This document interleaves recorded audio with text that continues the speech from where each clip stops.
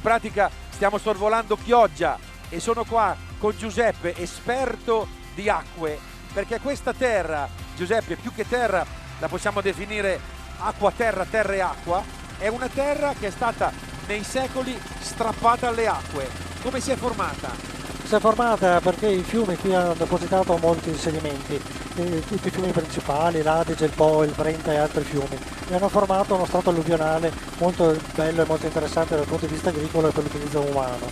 Il tuo consorzio di bonifica adesso con i suoi 1700 km di canali e le 58 idrovore, perché qui ricordiamolo, molti terreni sono addirittura sotto il livello del mare. Sì, 20.000 ettari sono sotto il livello del mare e molti altri sono prossimi a essere sotto il livello del mare. C'è il problema del continuo abbassamento.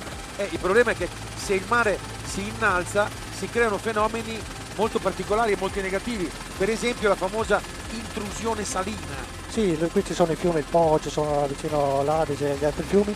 L'innalzamento del mare e le grandi magre che ci sono a causa del cambiamento climatico, piove meno in certi periodi molto lunghi, il mare rientra per decine di chilometri lungo i fiumi come fossero fiordi.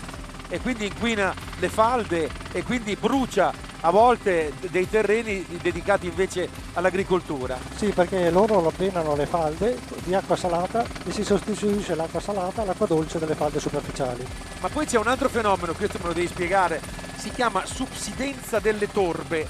Cominciamo con lo spiegare esattamente cosa sono le torbe. Sono tutte le antiche paludi che sono rimaste in queste zone incastrate fra i fiumi per migliaia e migliaia di anni. Sono decine di migliaia di ettari di antiche paludi di canneti che ogni anno si depositavano formando strati di molti metri di canneti che sono rimaste sott'acqua fino alla bonifica.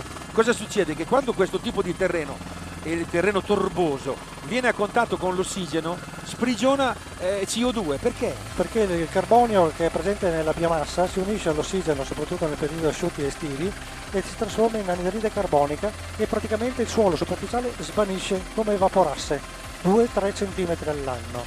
Quindi c'è un abbassamento, ecco, in questo senso la subsidenza, e soprattutto c'è CO2 che è quella che dobbiamo in qualche modo evitare per evitare il famoso effetto serra.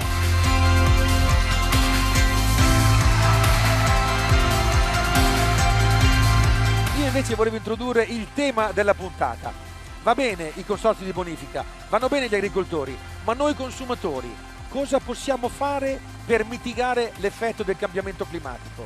Possiamo fare alcune cose, possiamo fare nel nostro interesse e anche a questo punto nell'interesse del pianeta. Io tra poco, dopo che Daniela vi avrà parlato di fitodepurazione, atterrerò a Padova al mercato ortofrutticolo e lì cercherò di rispondere a questa domanda.